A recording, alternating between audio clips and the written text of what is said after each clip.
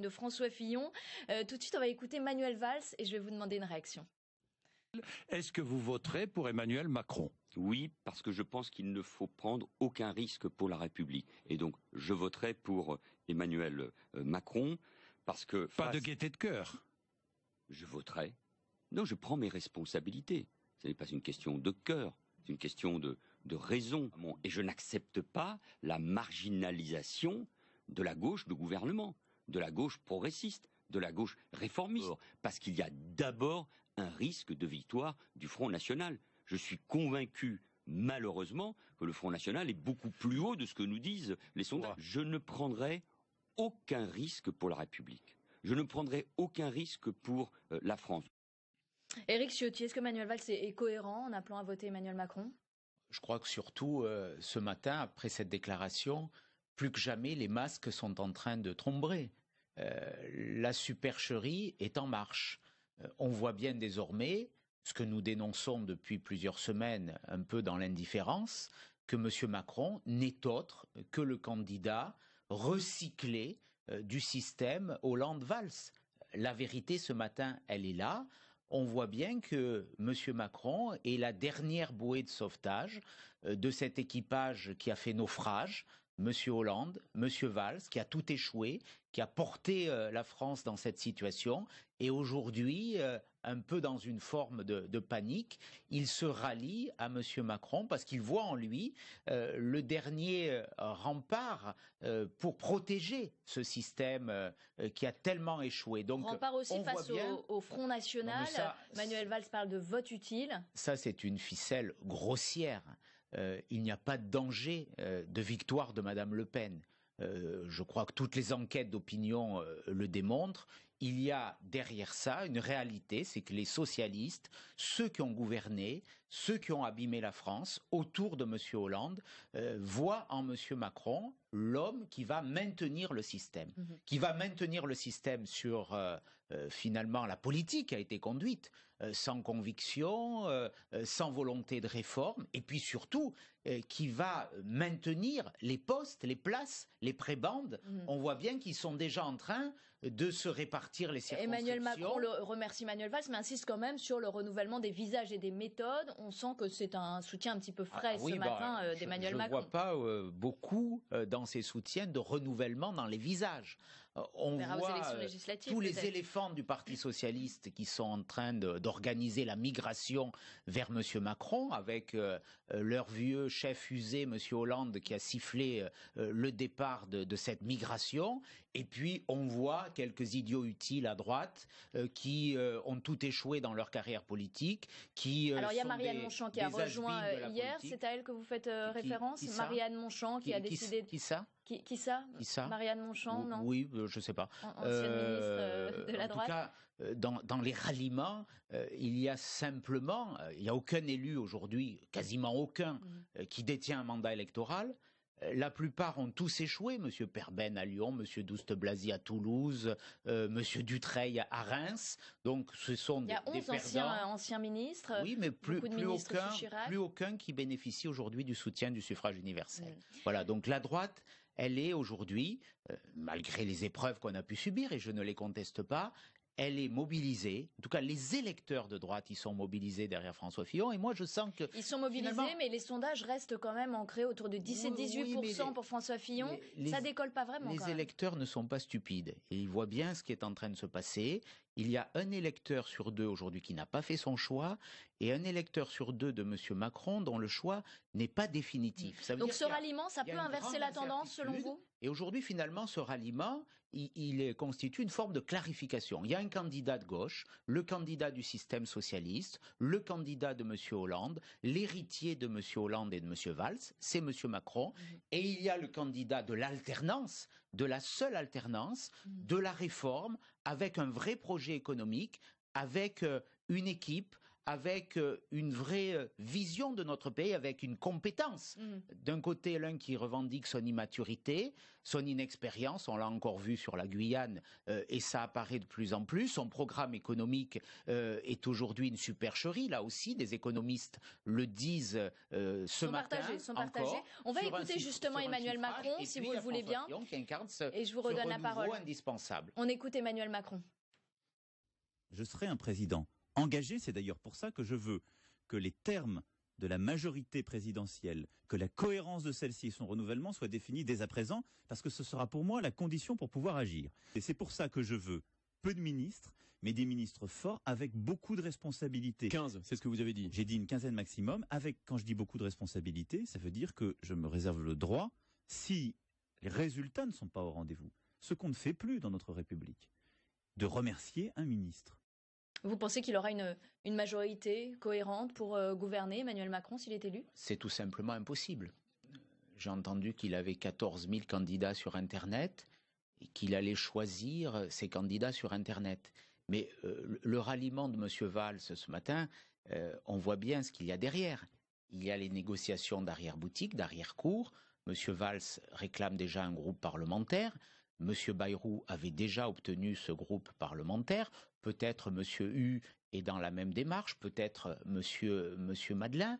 Donc ça veut dire on serait dans une sorte de coalition. Il sera totalement impossible pour M. Macron d'avoir une majorité. Et ça signifie quoi? Ça signifie qu'on va revenir à la 4e République, aux affres et aux poisons pervers de la 4e République. Le général de Gaulle nous a fait rentrer dans l'ère de la modernité avec des institutions solides.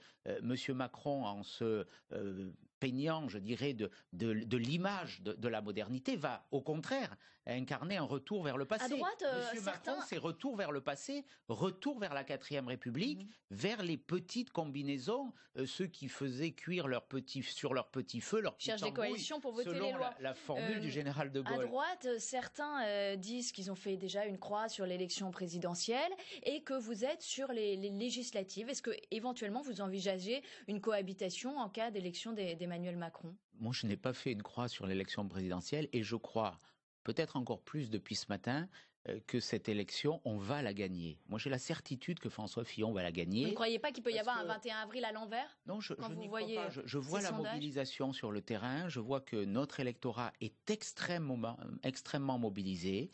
On voit que les attaques qui ont été téléguidées contre François Fillon sont en train de montrer leur origine. On voit bien, et notamment avec ce livre « Bienvenue, place Beauvau », qui y a derrière, quelles sont les méthodes détestables, épouvantables, qui font reculer l'état de droit. Et l'affaire du cabinet noir n'a pas ramené les électeurs à vous? Je sens une très très forte mobilisation. Et moi, je suis convaincu de la victoire ce matin. Je vous le dis, quand vous regardez dans les enquêtes, hier, il y avait des enquêtes où l'écart était de 4 points entre François Fillon et Emmanuel Macron, c'est-à-dire moins de 2 plus 2. Dans les souhaits de victoire, entre Emmanuel Macron, Madame Le Pen et François Fillon, l'écart est de 3 à 4 points. Il est très très faible. Dans beaucoup de sondages, François Fillon est plus proche de Jean-Luc Mélenchon que d'Emmanuel Macron. Il y a des sondages où l'écart est plus large, mais encore une fois, je le redis, d'abord, on a vu les erreurs très fortes des sondages, qui se sont beaucoup trompés sur le Brexit, sur M. Trump. Et donc, quand l'écart, il est faible aujourd'hui dans les sondages. Mais je crois que dans la réalité, aujourd'hui, la Rivière va retrouver son lit et les Français veulent l'alternance. Je voudrais juste vous interroger sur cette réaction. M. Hollande reste au pouvoir par procuration. Réaction hier de Gérard Larcher. Ils vont se réveiller et se mobiliser. Gérard Larcher, président du Sénat, qui est proche de François Fillon, qui a eu une réaction un peu mitigée sur l'affaire du cabinet noir et cette stratégie-là. Il a dit qu'il était non aligné hier. Comment vous interprétez cette réaction? Il a surtout dit qu'il soutenait François Fillon. Il n'a pas pris ses distances? Non, je ne crois pas. J'étais avec lui hier soir. Il fait campagne en permanence. Voilà, je crois que l'essentiel. Il doute quand même. Il y en a qui doutent quand même dans votre camp, non? Bien sûr qu'il y a eu des doutes, il y a eu des inquiétudes. Moi, j'appelle aujourd'hui. Nous sommes dans la dernière ligne droite. Moi, je lance la mobilisation générale. Il faut que chacun se mobilise. Ceux qui ne veulent plus que M. Hollande soit au pouvoir doivent se mobiliser. L'enjeu, il est là. L'enjeu, c'est quel programme pour la France? Quelle majorité pour notre pays? Est-ce qu'on va s'engager dans le chemin du redressement ou est-ce qu'on va continuer sur la route du déclin?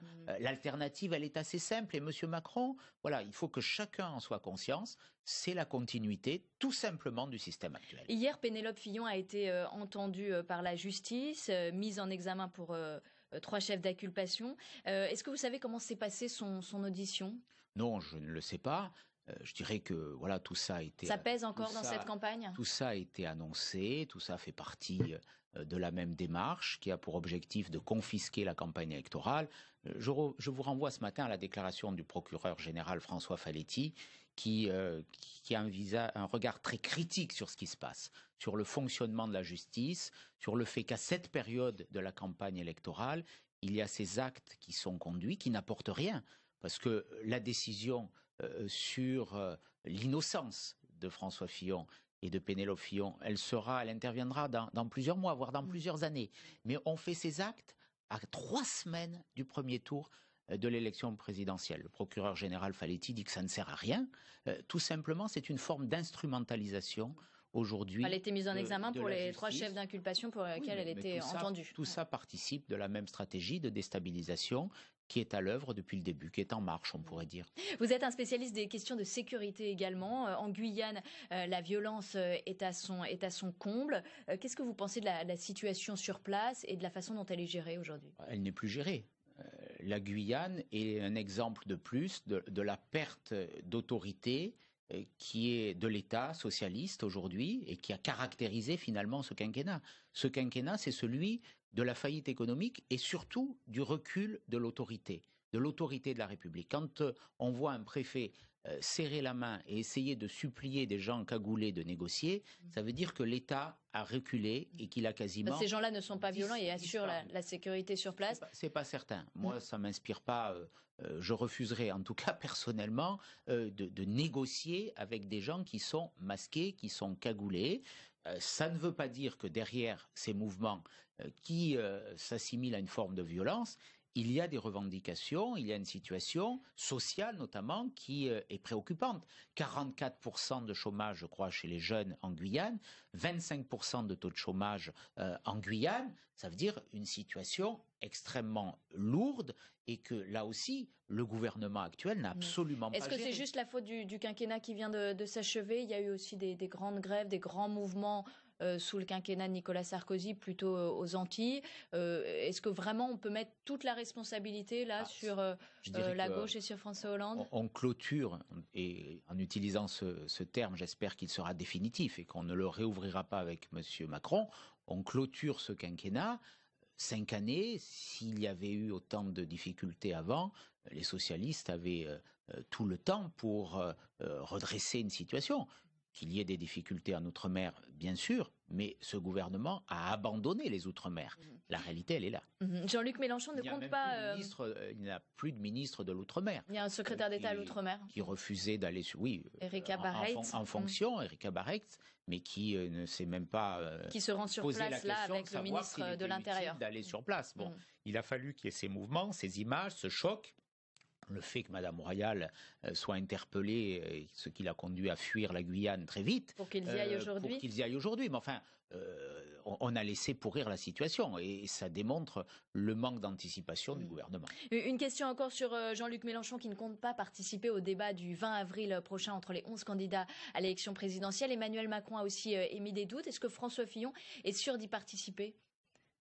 Il verra les conditions d'organisation de ce débat, si c'est un vrai débat ou si c'est un simulacre de débat. Donc tout ça, j'ai vu que M. Mélenchon soulignait, pour ne pas aller à ce débat, les conditions épouvantables dans lesquelles avait été organisée l'émission sur France 2 où M. Fillon était invité.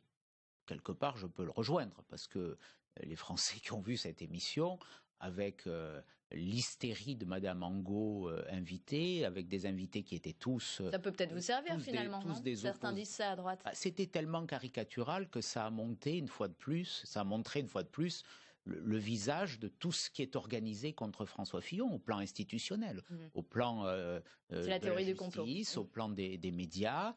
Il y a une cible qui a à tout prix le pouvoir veut faire tomber, c'est François Fillon. Donc toutes les méthodes sont bonnes. Merci Éric Ciotti d'avoir été avec nous ce matin, député Les Républicains des Alpes-Maritimes et chargé de la mobilisation dans l'équipe de campagne de François Fillon. Très bonne journée à vous, merci d'être passé par le plateau de Politique Matin. On poursuit avec Manuel Valls qui a fait un pas vers Emmanuel Macron en appelant à voter pour le candidat d'En Marche dès le premier tour de la présidentielle. Emmanuel Macron qui le remercie alors ce matin. Cette alliance est-elle vraiment possible? Est-ce qu'on va vers une coalition en cas de victoire d'Emmanuel Macron? Le PS peut-il